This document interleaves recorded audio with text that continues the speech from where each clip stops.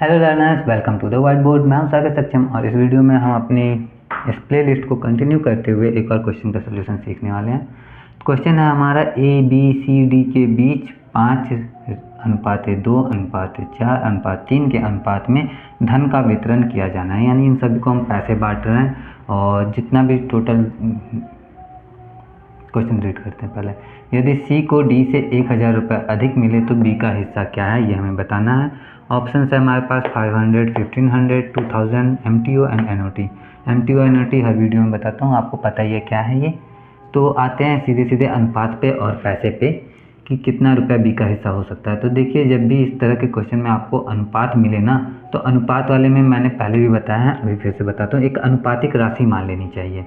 तो अनुपातिक राशि मान लेने से क्या होता है कि A का जो हिस्सा होता है, A का अभी हमें मालूम है कि 5 2 7 4 11 11 3 14। तो 14 में से 5 हिस्से जो हैं A के हैं, लेकिन अनुपातिक राशि मान लेने से, मान लो कि अनुपातिक राशि हमने माना x को, तो A को जो धन मिल रहा है वो मिल रहा है 5x, B को जो धन मिल रहा है वो 2x, C को जो धन मिल रहा है वो 4x और D को जो धन मिल रहा है वो 3x मिल रहा है। ठीक है, अब हमें बताया गया कि C को D से 1000 रुपये अधिक मिल रहे, तो यानी कि 4x में से जब 3x घटाते हैं तो वो आता है 1000 रुपया, है ना। क्योंकि बोला गया C को D से 1000 अधिक मिला, तो C के अमाउंट में से D का अमाउंट माइनस करेंगे तो 1000 आना चाहिए। और हम जानते हैं कि 4x में से 3x घटाते हैं तो सिर्फ x बचता है, यानी x बचा हमारा 1000 रुपये। तो जब x की वैल्यू हो गई 1000 रुपये, x की वैल्यू हो गई 1000 रुपये, तो उसके अकॉर्डिंग हम जानते हैं कि A का जो, मतलब यहाँ पे तो ऐसे B का हिस्सा पूछा गया है, लेकिन हम A का हिस्सा भी बचा सकते हैं। x गुने 5 यानी कि 5000 रुपये, B का 2000 रुपये, C का 4000 रुपये और D को 3000 रुपये। तो इस तरीके से हम सॉल्व करते हैं। यहाँ पे तो B पूछा गया था, चारों पूछा जाता तो हम चारों भी सही से बता सकते थे। यही आसान सा क्वेश्चन है हमारा।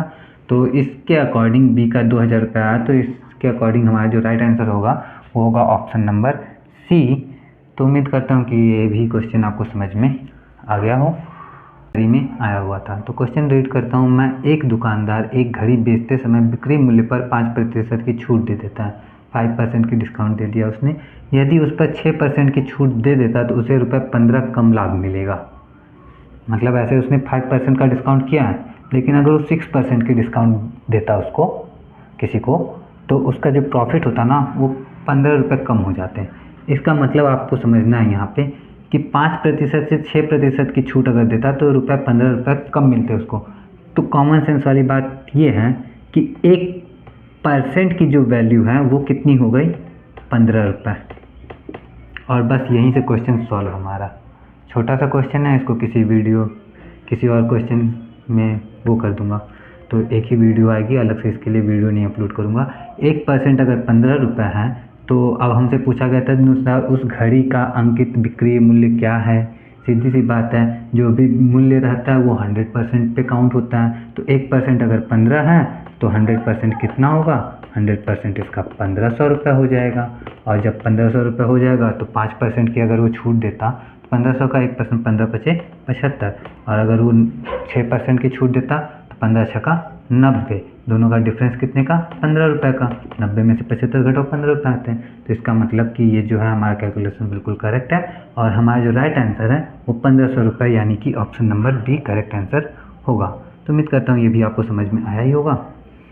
अगर वीडियो अच्छा लगा हो तो वीडियो को लाइक कर देना आप लोग, और ऐसे ही और भी क्वेश्चंस के लिए BPSC TRE के एग्ज़ाम वाले जो होते हैं ना, मैथमेटिक्स से रिलेटेड के सारे क्वेश्चंस के लिए, आप क्वेश्चन के लिए, वीडियोस के लिए अपडेटेड रहने के लिए मेरे चैनल को आप सब्सक्राइब भी कर सकते हो।